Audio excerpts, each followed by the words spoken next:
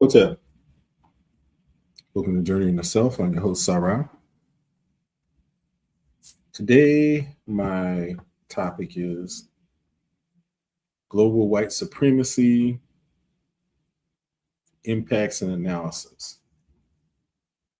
I chose this as the topic because I wanted to move away from focus on Donald Trump because Donald Trump is not the problem.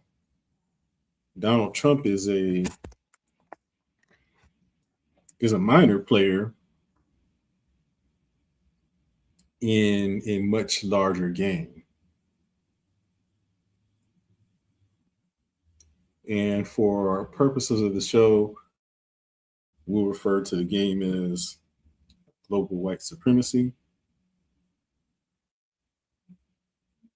We've talked in previous shows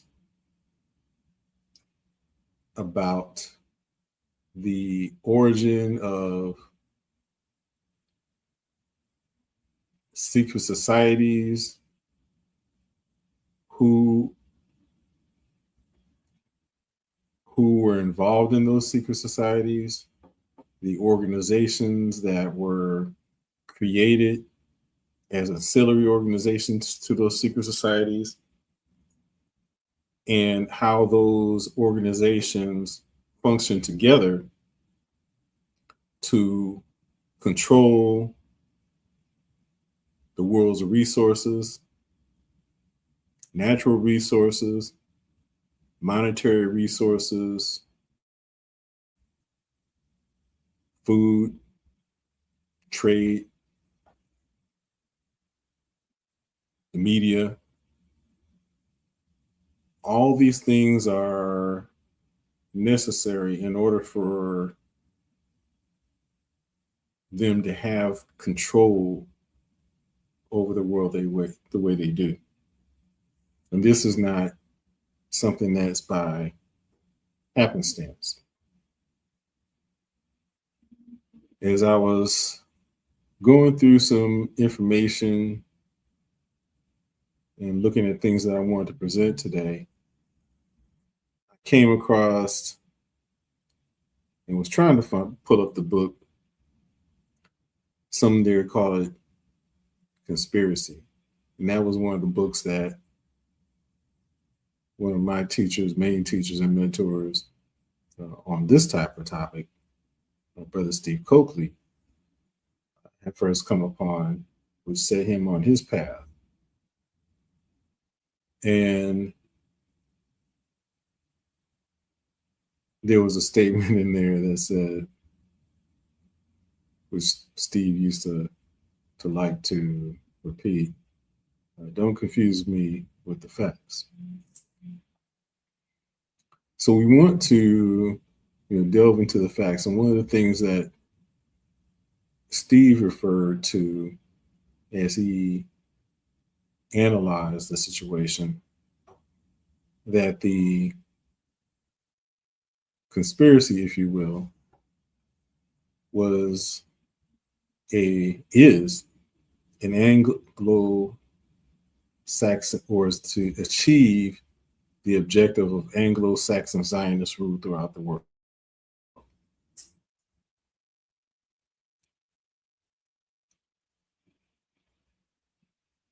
When I was reading the passage from None Dare Call It Conspiracy, he made allusion to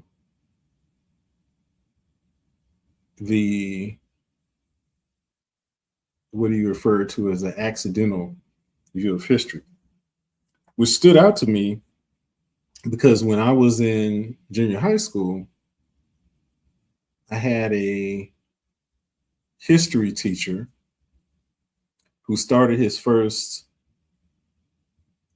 our first class by saying, there are two views of history.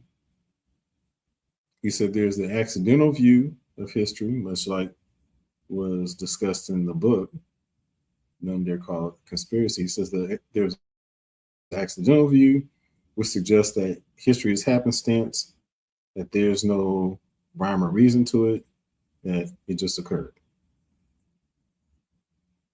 Then he said there's the conspiratorial view of history, which suggests that over the course of time, people have come together to plan and plot the course of history to achieve a agreed upon outcome.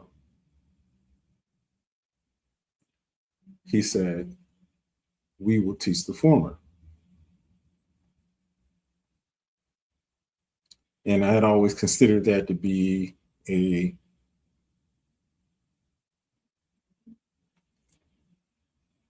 let he that hath ears to hear, let them hear type of statement.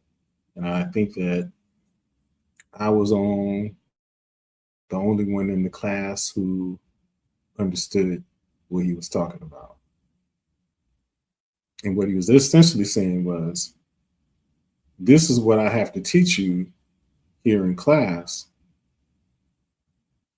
but there's something else. He didn't say which one was correct, but he basically said that he couldn't teach us the conspiratorial view in class, which stuck out to me because there would be a reason why he said that and why he can only work within the confines of a certain perspective. Needless to say, that education is one of the pillars of control. And so we will look at things from a more broad perspective and get away from Trump to look at those who put Trump into the game and look at things from a not only just a broad perspective, but to look at all the different areas that are part of the control mechanism and look at the breadth of different areas that are involved and even going back into how long this has been unfolding in the world drama of history. One of the things that compelled me to take this tack was me coming upon a speech that was given by the former president of Colombia earlier this year. I believe it was in September. And there were a couple of different things that were of importance that he highlighted. But you'll notice that the focus of his comments have a direct correlation to the things that we have talked about over the past couple of years. You'll note that we've talked about the Zionist connection, if you will, and how Zionist forces have operated to control politics, money, banking, and finance, and how through those mechanisms, they've been able to control a number of different institutions. We've talked about the role of the Rothschilds, his alliance with Cecil Rhodes, the formation of the Rhodes Rothschild Secret Society, the Roundtable Group, the effect that that particular group has had. We haven't talked about the alliance that that particular secret society has had with other secret societies. But we have talked about some other secret societies, such as Skull and Bones and their relationship to organizations that function to control a number of areas, which include the intelligence agencies that we've talked about in recent days when we were covering Donald Trump. And we discussed the CIA and how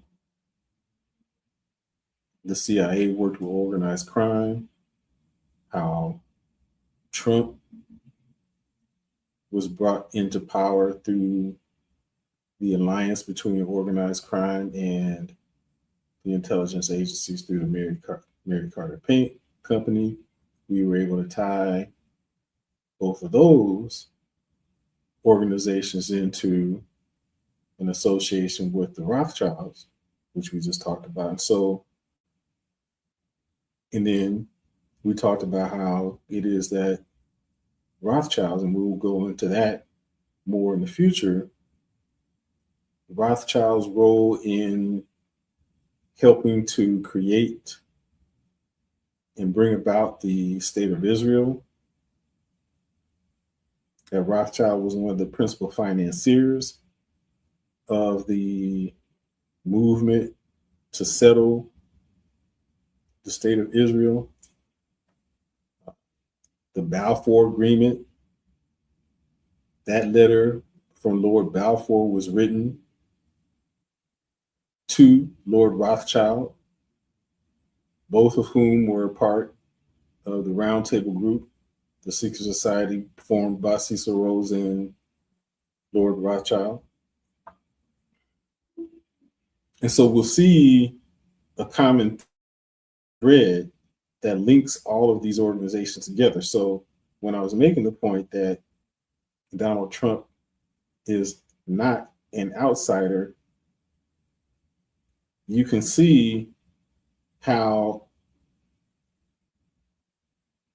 integral that he is, how he is an integral part of that network, that he has a very deep connection to those networks. And so we'll look at all the threads that work together to bind the rope that holds all these organizations together. And we've been doing that. So, we talked about as well the dynamics in Russia, the ties that Trump has had to Russia, the fact that Russia, as it is now, is essentially controlled by the Zionist forces, and that the Bolshevik revolution, which toppled the Tsar of Russia to create the Soviet Union, was a Zionist movement. So all these things are very well interlinked. But I brought up in particular the Zionist connection and its role in creating the state of Israel because it relates to the speech that I was referring to that was delivered by the president of former president of Colombia. Yeah. And so this speech was delivered by Colombian President Gustavo Petro on September 24th, 2025, not too long ago.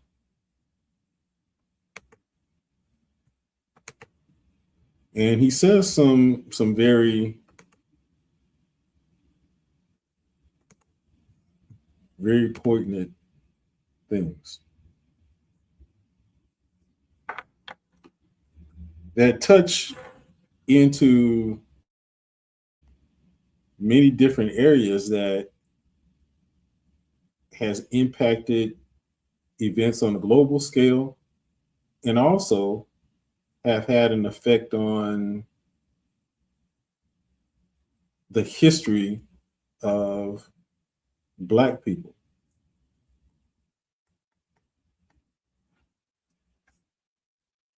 And in that history of our people, you'll see that the mechanisms of control include the whitewashing of history. And so when I talked about that class that I was in, that history book or the history class, he made the point to say that he was only allowed to teach history from a certain perspective, which indicates that history has been manipulated. And nowhere has history been more manipulated than the history of our people globally. Okay, so I'll go ahead and start reading from the president of Colombia's comments, and that was Gustavo Petro. And he says to the president of the General Assembly, to the UN, and this was a speech that he delivered to the UN back in September of this year. He says, President of the General Assembly, this is my last statement as president here, the fourth time.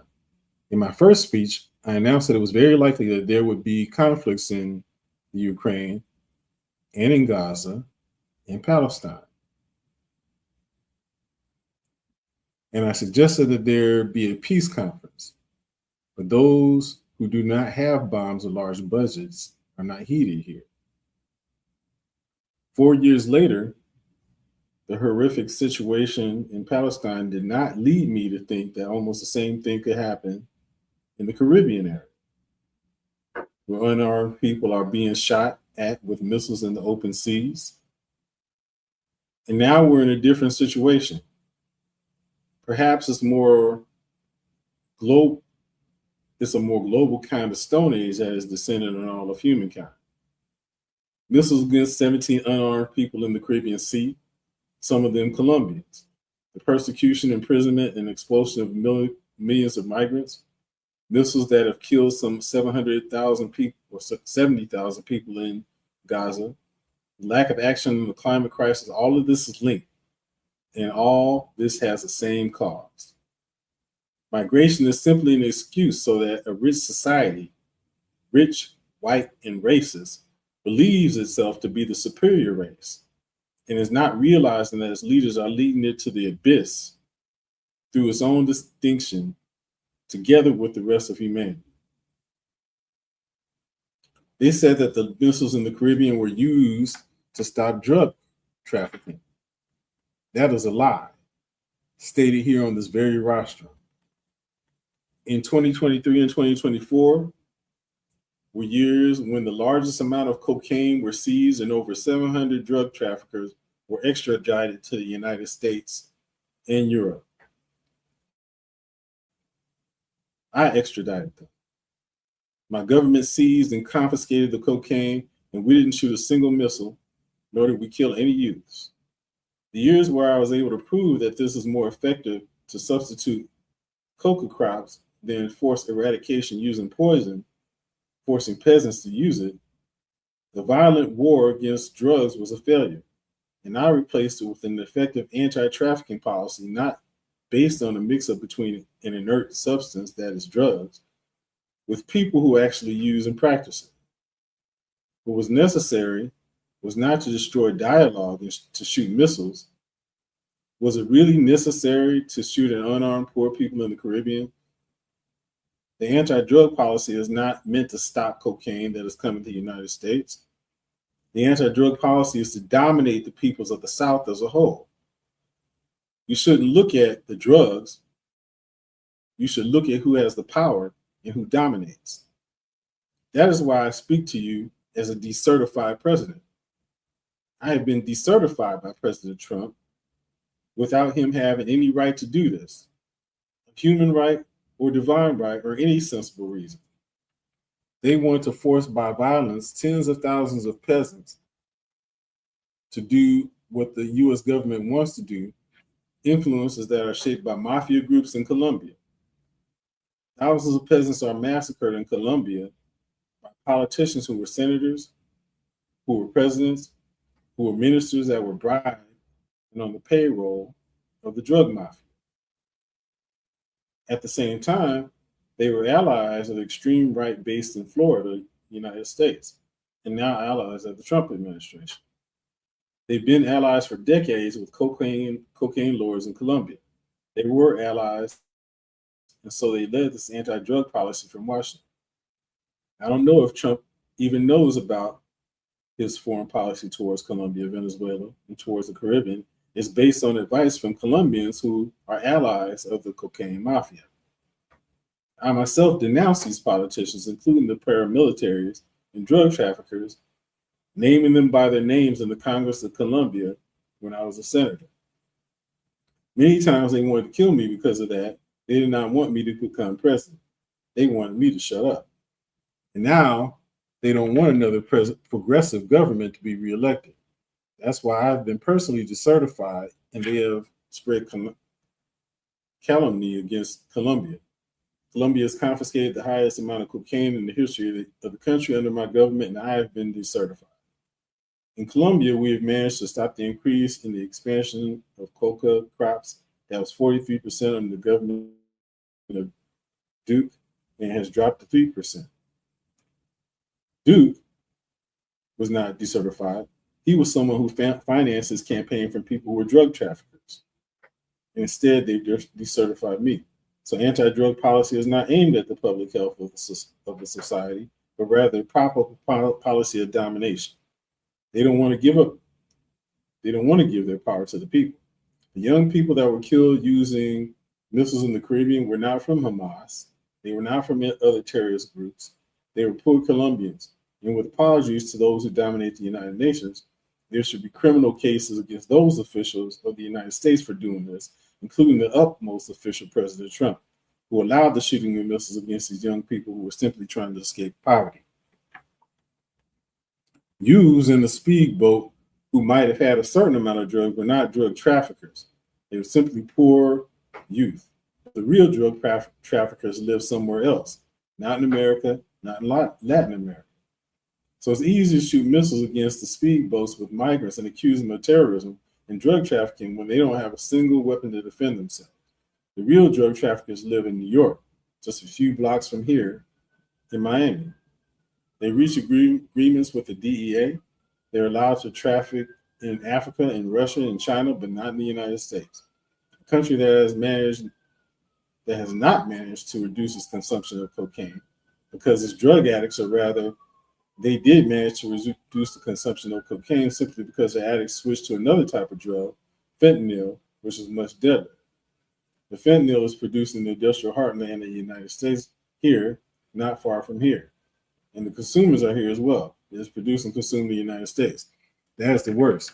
They're addicted to fentanyl and the gasoline, the two main poisons of life in the world. Gasoline is even worse than fentanyl. Now,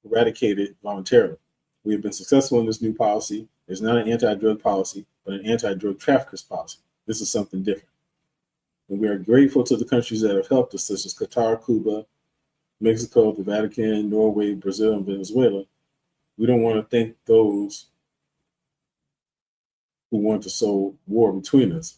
People of the world, listen, Latin America does not only mean drug trafficking or cocaine. Latin America has a massive potential for clean electrical energy, renewable alternative energy sources based on wind and water. The United States has a huge demand for energy, and 70% is supplied by fossil fuels, in other words, carbon-based.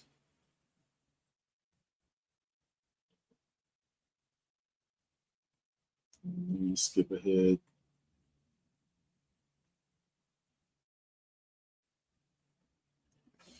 He says the solution is to stop consuming fossil fuels and quickly switch to water, wind, and hydrogen. But the world decarbonization sounds subversive at the conferences of the most powerful countries, the G7, the G20, the Davos. Among the rich, just as 5 countries ago, the world democracies sounded subversive here, or in Bogota, and in Paris and Madrid. And I think what's relevant to us here, he says, and what has come are basically loans from multilateral banks, which are just small amounts compared to what is needed. He says a global policy, financial policy is necessary. And what he's alluding to there is that the World Bank, IMF, basically loans money to create indebtedness by these countries, which puts them on an austerity program, which forces them to spend most of their GNP paying the interest on the debt rather than developing the infrastructure in their countries.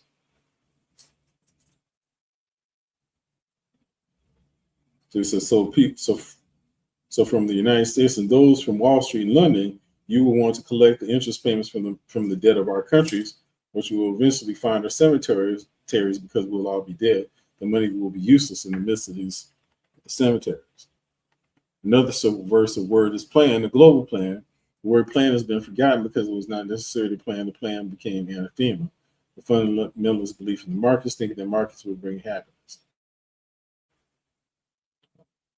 So here he's basically calling into question the system of capitalism and how capitalism is basically undermining countries because the capitalists are exploiting the other countries, particularly the third world countries. So I think I'm got through the most salient points of his speech. So I won't go through all of it. But I want to, again, bring our attention back to the point that he made about the indigenous people of South America being the black people.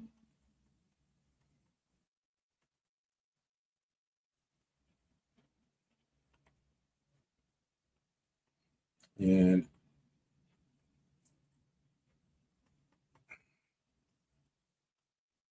let's see if I can read that real quickly again. I think I passed it. Anyway, so you saw that he made allusion to the fact that black people are the indigenous people of Colombia and South America. It's only the black skinned people here, those who are ancestral here and were thousands of years here. So I want to pivot to go to an article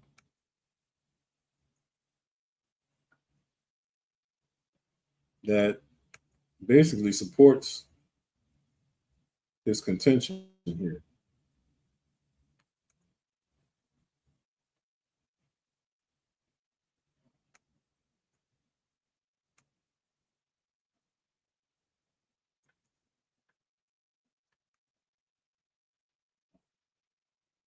Just bear with me for just a minute.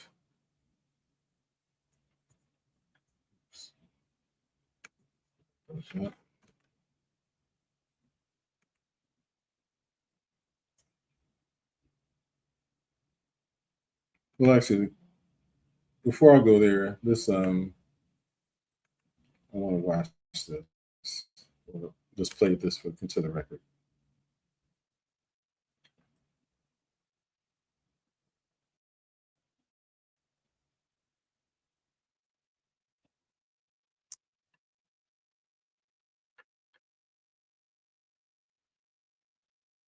They bleached the bloodline in the Meiji era. You had the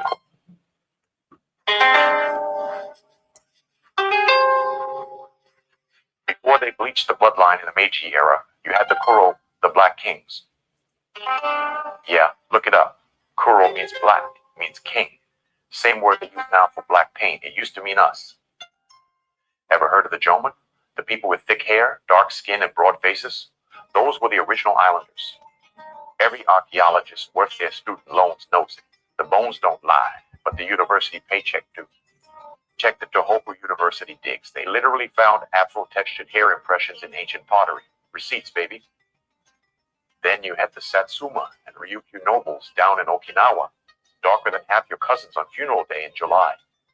They traded with Africa and Indonesia before Europe could even spell ship. You want sources. Look at Portuguese travel logs from the 1500s. They describe the rulers as brown and tattooed like Moors. And don't get me started on the black Buddhist monks coming up from Sri Lanka and India. They're the ones who taught martial arts to China, before Bruce Lee even became a thesis topic.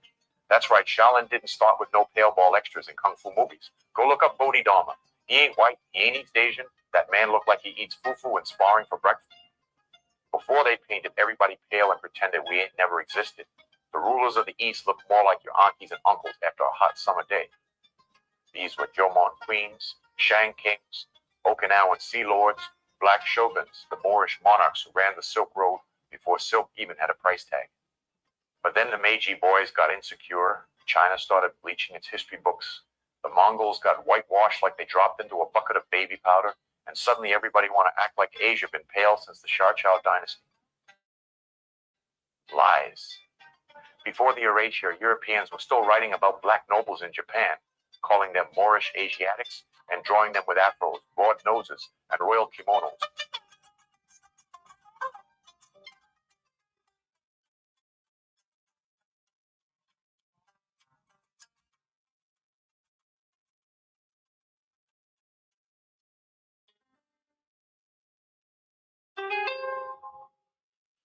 Before they bleached the bloodline in the Meiji era, you had the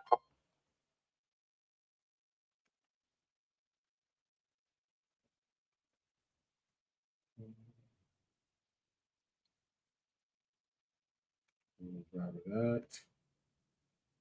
And there's something I want to show you.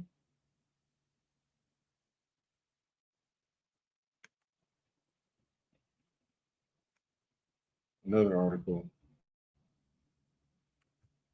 I can get to it. Just bear with me. Here we go.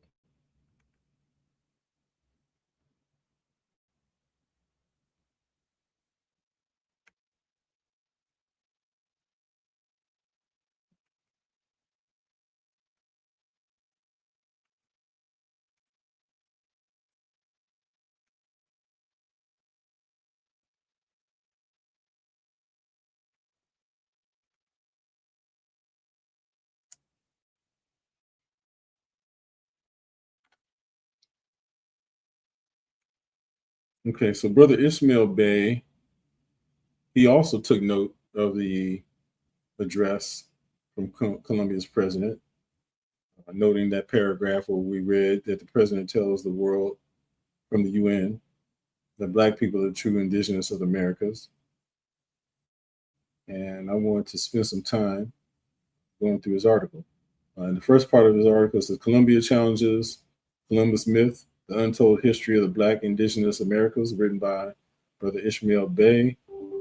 And he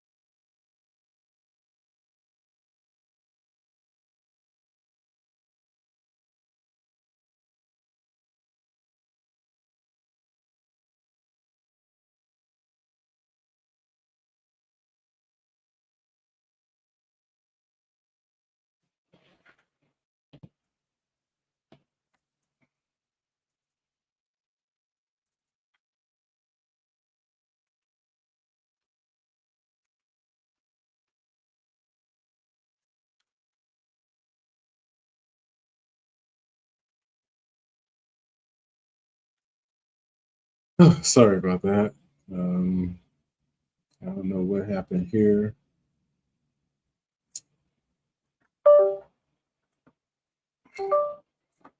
Bear with.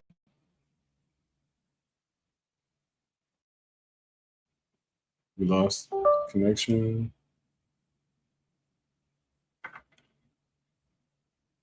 Okay. Oh, so we're back. Apologize for that.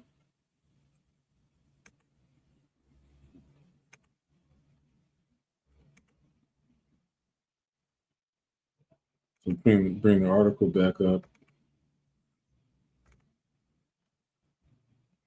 Okay.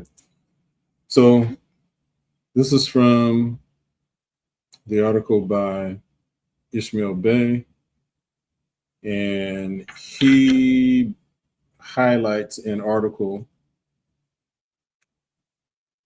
that was published in the New Pittsburgh Courier on October 6, 1945. And it says, on the other hand, any number of Latin American ethnologists say that there were Negroes in the New World then. Among them are J.A. Villacorta, Alfonso Toro, Daco Herrera, Cici Marquez, and En Leon. Riva Palacio, in his History of Mexico, Volume 1, devotes considerable space to a prehistorical Negro in America and mentions one early Negro god, Istililton. Now and then, however, some American writers will say that they were Negroes. Ignatius Donnelly, in his Atlantis, published in 1882, gives indisputable proof of Negro idols on the monuments, but squares matters by saying that these ancient Negroes were brought to America as slaves.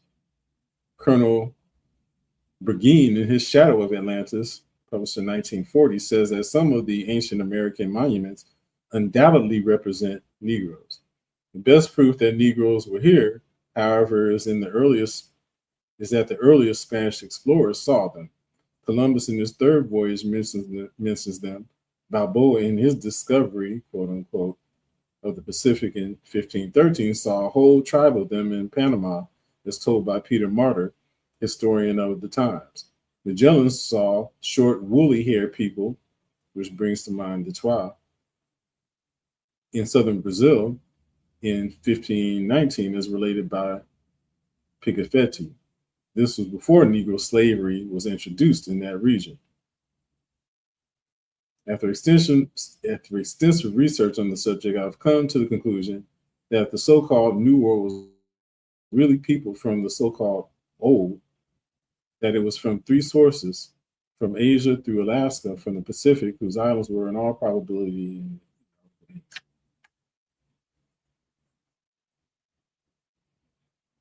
Okay.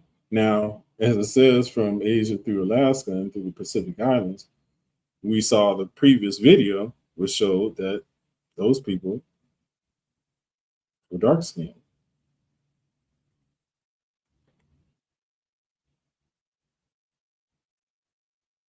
And so Brother Bay goes on to say this article examines the constellation of historical claims from Latin American ethnologists, early Spanish explorers, and diffusion of scholars asserting that Black or Negroid peoples existed in the Americas prior to the transatlantic slave trade. These claims resurfacing in the Pittsburgh Courier in 1945, originating sources range from Peter Martyr in 1511 to Riva Palacio in the 1880s to Bergin in 1940. This blog synthesizes these observations while connecting them to a remarkable 2025 statement made by Colombia President Gustavo Petro at the United Nations, affirming that a Black skin ancestral populations have lived in the Americas for thousands of years. This intersection of historical documentation and contemporary international acknowledgement exposes a suppressed truth about indigenous identity in the Americas.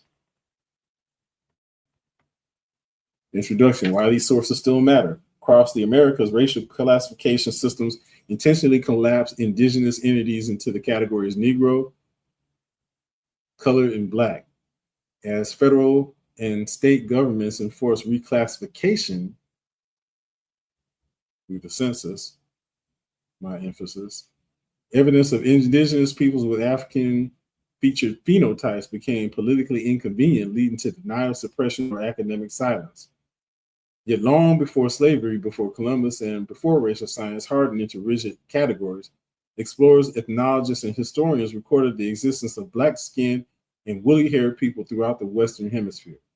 In 2025, this suppressed history was unexpectedly echoed on the world stage, not by an activist or academic, but by a sitting head of state addressing the United Nations, whose speech we just read earlier.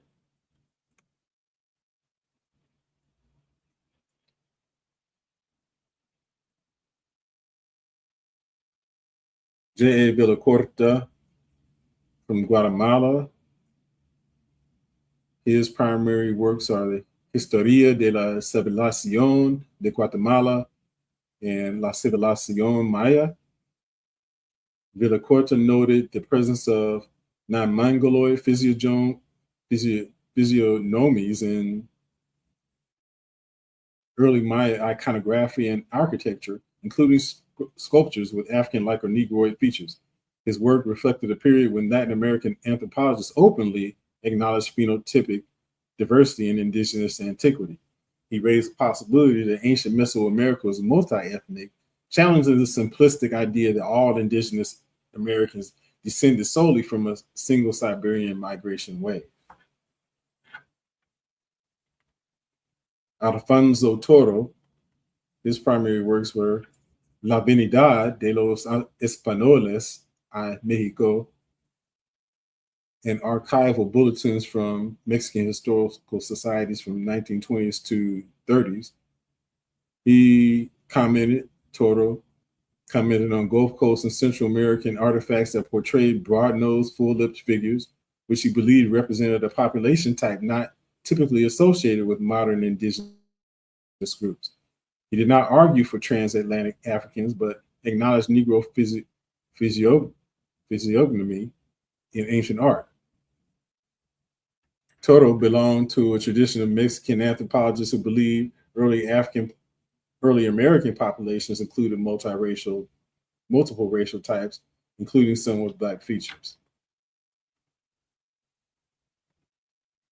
C.C. Marquez and In Leon of Mexico, their primary works were ethnological bulletins and museum studies from the early 1900s.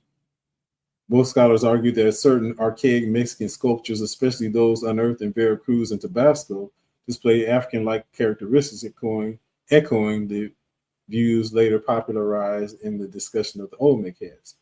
Their work demonstrates that the recognition of Negroid features in ancient American art is not a 20th century invention, but part of a long-standing documentation tradition. And Brother Ishmael Bey makes that point because when these facts are brought up and when documentation is being produced showing the existence and ancient existence of dark-skinned, Africoid, Negroid featured people in the Americas, it's denounced and particularly by Latin people, but also by some Black people who are closed-minded in their perspective of history, or in other words, have been brainwashed. He references Vicente Riva Palacio in Historia de Mexico, Volume 1. Riva Palacio, a Mexican historian and statesman who lived from 1832 to 1896, wrote one of the earliest comprehensive histories of Mexico. Key claims in his work, he discusses prehistoric gods of Mesoamerica, mentions at least one Negro god, likely referencing a dark complexion deity figure associated with Echua among the Maya. He notes black or dark-skinned imagery in early religious iconography. Why this matters? Riva Palacio represents mainstream Mexican scholarship, not fringe theory. His acknowledgement of a dark, possibly African-looking figures within pre-Columbian religion shows that earlier scholars did not erase phenotypic diversity the way 20th century American anthropology did.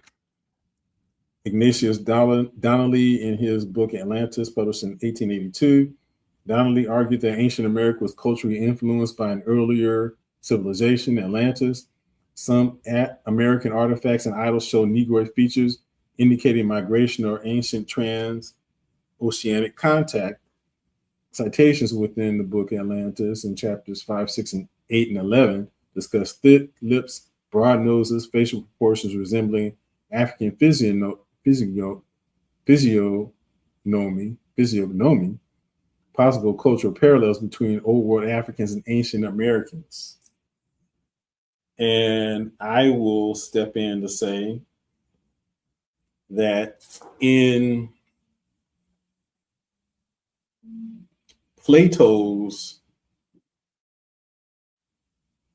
conversations with the Kemetic or ancient Egyptian priest, Solon, the priest Solon recounted to Plato that according to Kemetic or ancient Egyptian history, that Egypt was a colony of Atlantis. So a colony of Atlantis. They were not the original land. Okay. One of the ancient names of America was Atlan.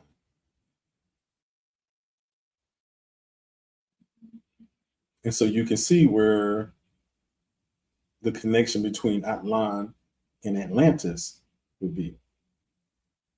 And there are some who suggest that Atlantis is America. But again, the priest Solon told Plato that Egypt or Kemet was a colony of Atlantis.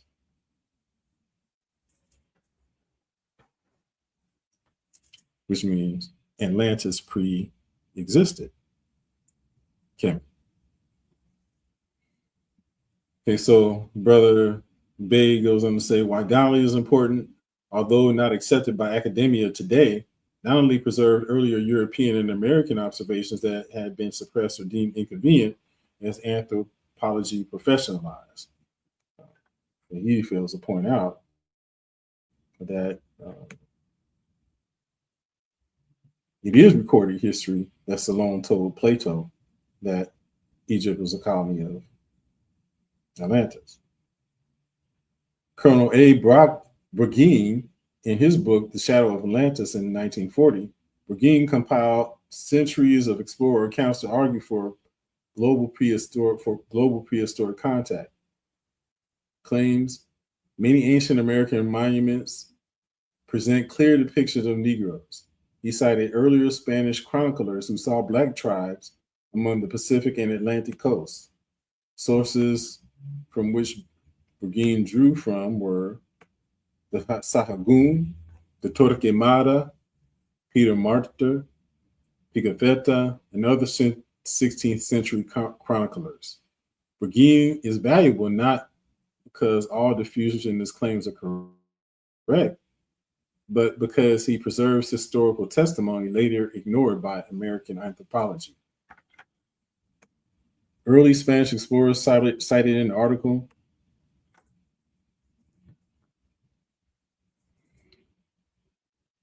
the newspaper references discoveries described Balboa, Pigafetta, Peter Martyr, and Magellan.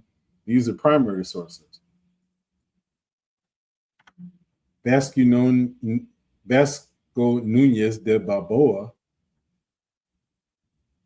in Panama in 1513.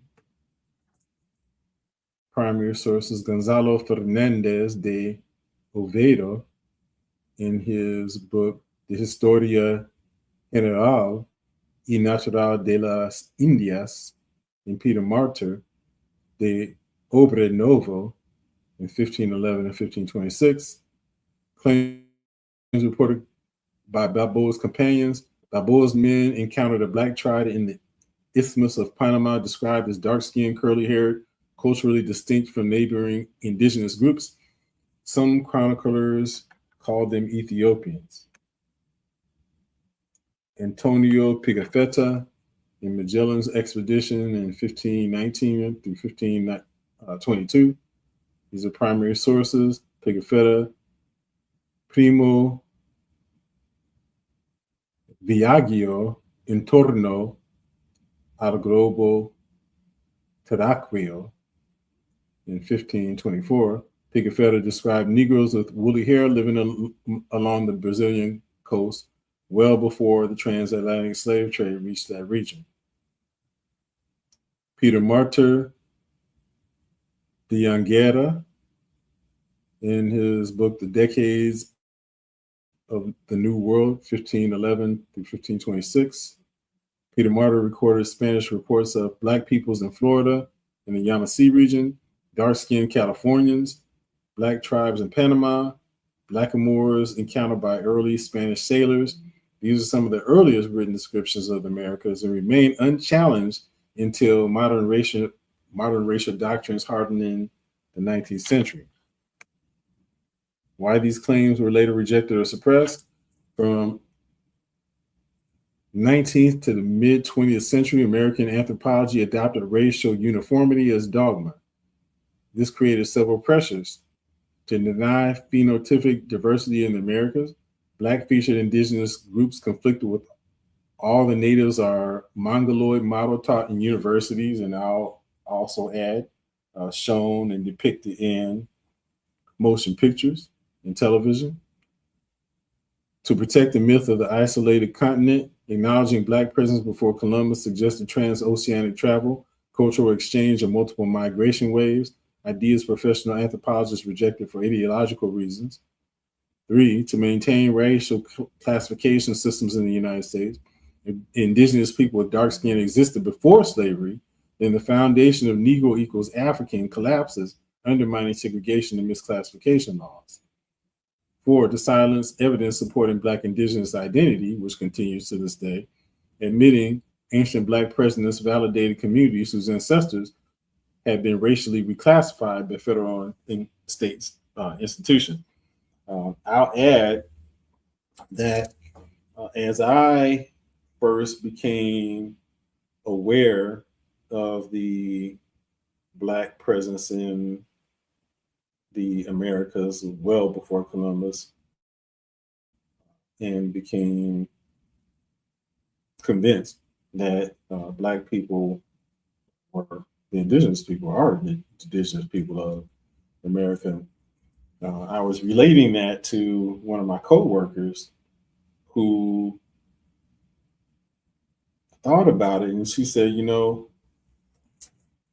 I remember going to meet with community groups, and as we met with community groups, we were in the New England area, and we met with the Mashantucket Pequot tribe, who owns the Foxwoods Casino in New England. And she told me that when she met with the Mashantucket Pequot tribe, they were Black. So I did some research on the Mashantucket Pequot tribe, and the Mashantucket Pequot tribe said they've always been there. They did not migrate to the Americas from Africa. They have always been there. And then I went to Wikipedia, which said their origin is in dispute.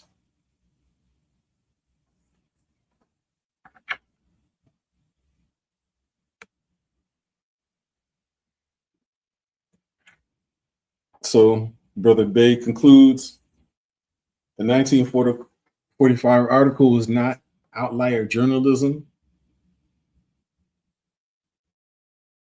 It summarized a suppressed archive. The New Pittsburgh Courier article was not inventing anything. It was summarizing what centuries of explorers, historians, and ethnologists had already documented, namely, dark-skinned, woolly-haired people living in Florida, Panama, and Brazil. Negroid features in Mesoamerican sculpture and religious iconography, pre-Columbian depictions of Black gods or deities, testimony from recognized Latin American scholars acknowledging African-like features in ancient American populations. These sources provide a documented record challenging the idea that Americans were racially homogeneous and isolated before European contact. The deeper implication is this. If Black featured people were indigenous to the Americas prior to 1492, then the categories Indian and Negro as enforced by U.S. policy were constructed, not historical.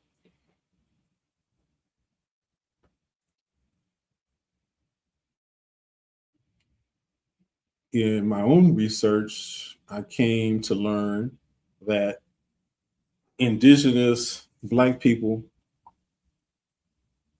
in North America were victims of what is referred to as paper genocide, in that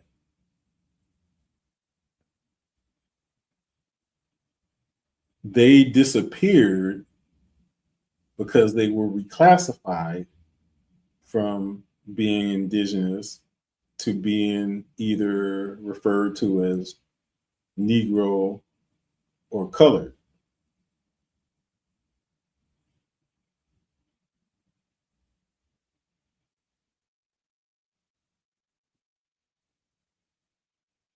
And this was done, in the censuses. And so if you go through succeeding years of census data, you'll see some of the same people who were formerly identified as indigenous or Indians. You'll see that they were classified as colored and then later classified as Negro. Okay. Now remember, in the history books, it said that the masses of Native American people died of smallpox and just disappeared, in the same way that is said about the Mayans and the Aztecs. I would suggest that neither have occurred, but that they were not who thought they were black people, and they never left.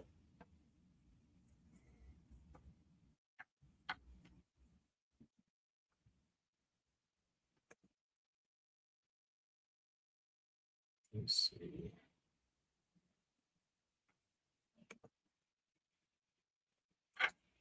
And I'll just briefly read this and maybe let it go and just pick this up next time. There's plenty of information I wanted to go through that I was not able to get through. But this is from, and this is one of the things that first began to educate me about this particular topic. And much honor and respect to Brother Hakeem Bey, who published an excellent magazine called the Journal of the Moorish Paradigm. And I do have hard copies of this book, and I'm fortunate to being able to locate some digital copies here. I'll skip ahead to this point, which also validates what Ignatius Donnelly said in his book, Atlantis, and also validates Brother Ishmael Bey's article. It says, the European education system would have us to believe that all of us were brought over here to this hemisphere from American slave ships. The Moorish elders taught us that we were always over here. Prophet Noble Drew Ali referred to our dominions as a Mexum and said that it extended from the northeast and southwest Africa across the great Atlantis, even unto the present North, South, and Central America, and also Mexico and the Atlantis Islands, the Caribbean. These are the extent of our inherited lands and birthrights as taught to us by the Prophet Noble Drew Ali. This geographical description of our dominions is very similar to the description of the dominions of Atlantis described by Plato, as I referred to earlier when he spoke to the Kemetic priest Solon. Now, in the Atlantis, so what Plato is describing is what he learned from Kemetic priest Solon. Now, in the island of Atlantis, there was a great and wonderful empire which had ruled over the whole island and several others, Caribbean, as well as parts of the continent, North, South, and Central America. And besides these, they subjected parts of Libya, Africa, within the columns of Heracles, the Gibraltar, as far as Egypt, and of Europe as far as Tyrrhenia.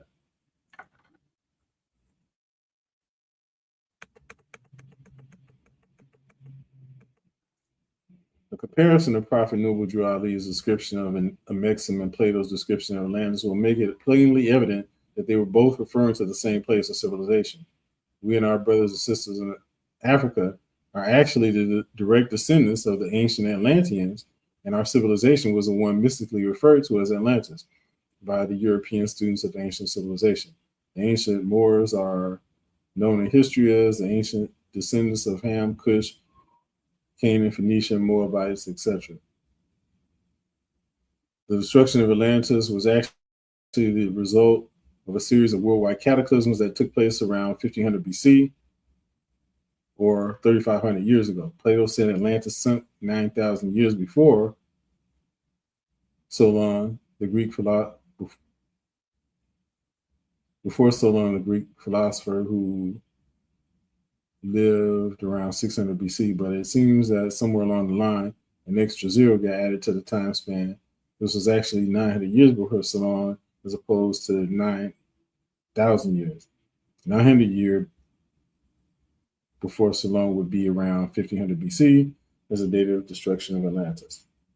This date would match the geological records showing global upheaval dated at 1500 BC. This destruction was recorded by peoples all over the world. Thus, the Noah and all the different flood myths myths. Um, but those stories are told worldwide, and there are there's physical evidence of a global flood, including the water erosion around Hermacus, also known as a sphinx. And I hear, I don't know where this is from, but you see a carving of people uh, in a boat, which seems to give the impression that they're trying to escape a cataclysm or a flood.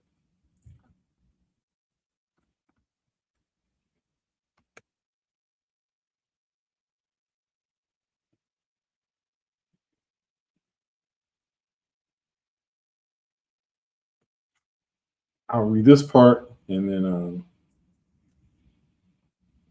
then we'll end. It says there are two major theories of geological change and of evolution. The gradualist theory says that the Earth changes very slowly over periods of millions of years, such as in continental drift or the drifting apart of continents such as Africa and the Americas. The fact that Africa and America were once connected and thus constituted the same landmass is almost universally recognized by most geologists. Geologists have found that Florida is actually a piece of Africa that remained stuck to North America after the separation. Gradualists say that the separation took place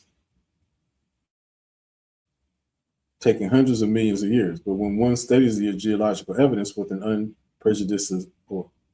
unprejudiced eye, one would find that they actually may have separated as a result of a cataclysmic event. The theory of slow geological change, punctuated by sudden and cataclysmic change, is known as the cataclysmic or catastrophic theory of geology. The cataclysms of 1500 BC, as shown in the geological record, support this theory and is the basis of the destruction of Atlantis story. I would suggest that uh,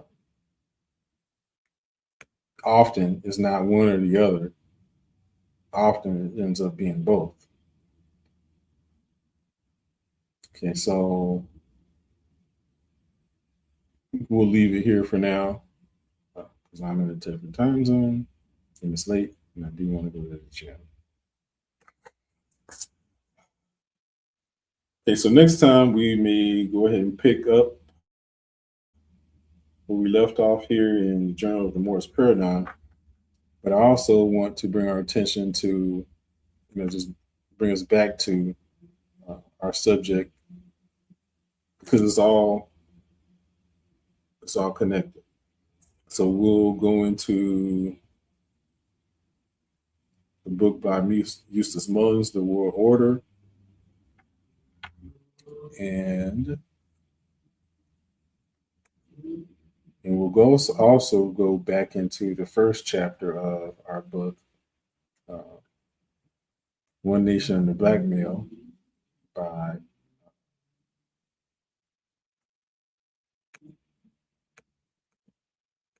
Whitney.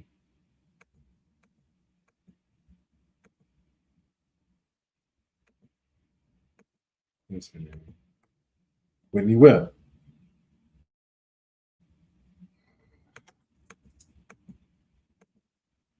Because you'll see that, as I pointed out, that the web, no pun intended, is connected. Okay, so with that, I hope that you found this to be informative and this will help to tie things together for you. And I would highly encourage you to go to my YouTube page to look at some of the prior programs, including those that we've done on Trump, but also those that we've done on the Zionist connection, the history of the conflict that's going on in the Middle East. We had a pretty extensive series about that.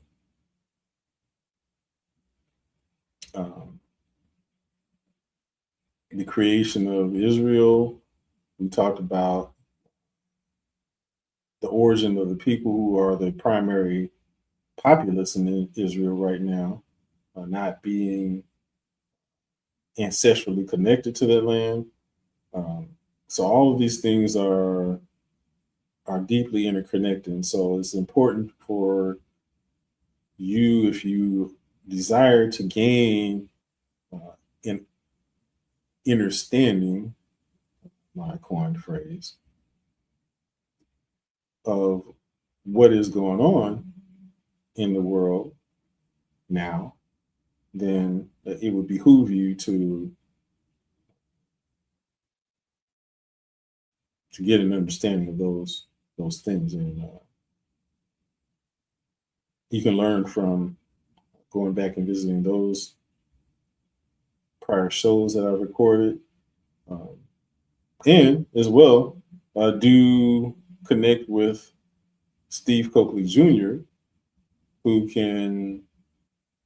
from whom you can acquire Steve Coakley video and audio tapes, or excuse me, not tapes, video and audio MP3, and also DVDs of Brother Steve Coakley, who does an exceptional job of analyzing this information, particularly during the time that he was around. Much of the information that he uncovered is very relevant to this day. I'm just trying to keep it up to date. So with that, thank you for joining. Hope you find it to be informative, and we'll see you next time here on Journey in the South.